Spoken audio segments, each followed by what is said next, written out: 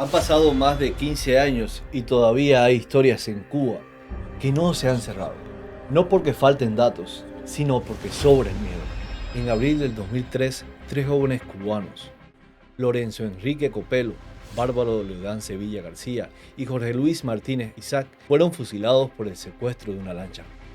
Ellos no mataron a nadie, no hirieron a nadie, y aún así fueron ejecutados. La crisis político-social en la isla se acrecentaba. El régimen ordena el 18 de marzo de 2003 el encarcelamiento de 75 opositores. Varios intelectuales de diversas tendencias en el mundo condenaban el castrismo. Pero esta no es la historia de tres hombres, es la historia de cómo un sistema decide cuándo la ley deja de ser ley y pasa a ser una herramienta. Todo comienza con una decisión desesperada. Un grupo de cubanos aborda la lancha Baraguá, conocida como la lanchita de regla. No son soldados, no son terroristas organizados, solamente son personas que quieren irse. Durante el secuestro hay un disparo al aire, no hay sangre, no hay víctimas, solo una intención clara de escapar.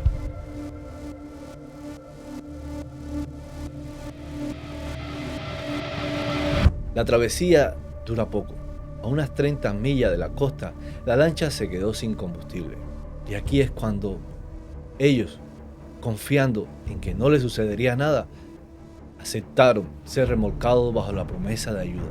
No entienden que ya no están negociando su salida, sino firmando su destino. A partir de ese momento, el tiempo deja de comportarse como debería.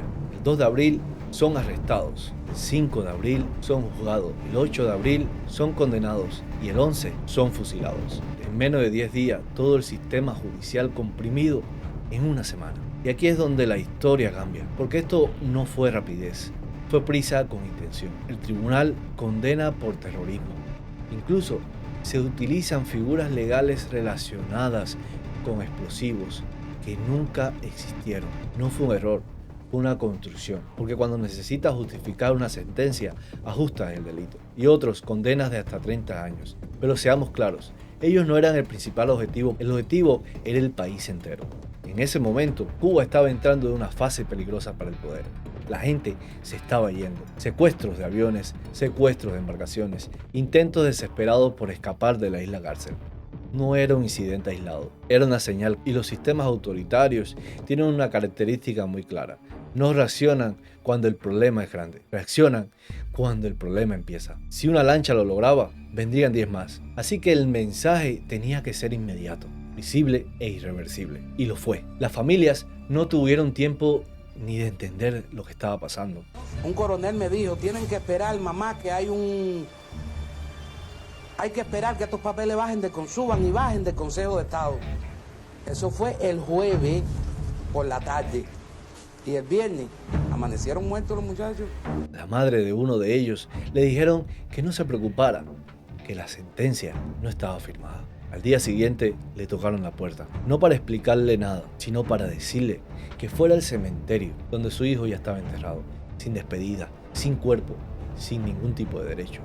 Eso no es justicia rápida, eso es eliminación con procedimiento. Y aquí entra otra parte incómoda de esta historia. No solo fue una decisión del poder, fue una decisión que muchos decidieron respaldar. Intelectuales, artistas y figuras públicas firmaron una carta defendiendo la medida. Entre ellos estaban nombres reconocidos de la cultura cubana, como Mara Portuondo, Silvio Rodríguez, Chucho Valdés, Alicia Alonso, entre otros. La lista fue larga.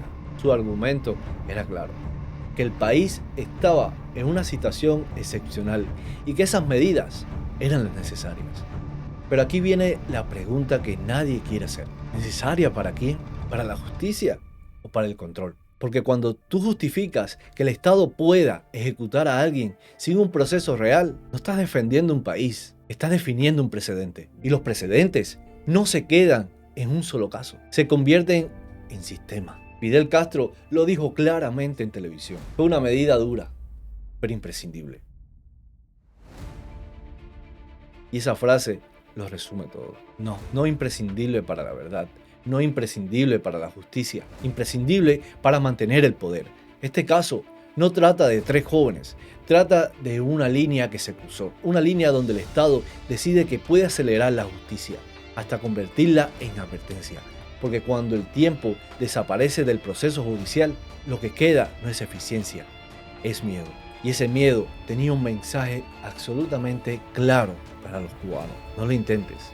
Han pasado años, pero la pregunta sigue ahí, intacta, incómoda. ¿Acaso esto fue justicia o fue un escarmiento? Para muchos puede estar bien claro, para otros no tanto. Si quieres entender cómo funciona realmente este tipo de poder, no te quedes en este caso, porque esto no fue lo único, esto no ha sido lo único que la dictadura cubana ha hecho. Lo mismo que viste aquí tiene ecos en otros episodios, como en el episodio de Remolcador 13 de marzo. Si aún no lo has visto, este video conecta directamente con lo que acabas de escuchar, porque cuando juntas las dos piezas, la historia cambia. Y si te interesa este tipo de contenido, sin maquillaje, sin filtros, sin cuentos, suscríbete, porque aquí no se viene a repetir lo que te dicen, se viene a entender lo que realmente pasó. Esperemos que en un futuro cercano estas injusticias al fin se acaben, porque a la dictadura no le queda mucho.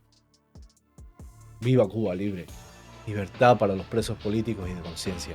Abajo la dictadura castrista. Muchísimas gracias. Nos vemos en el próximo. Adiós.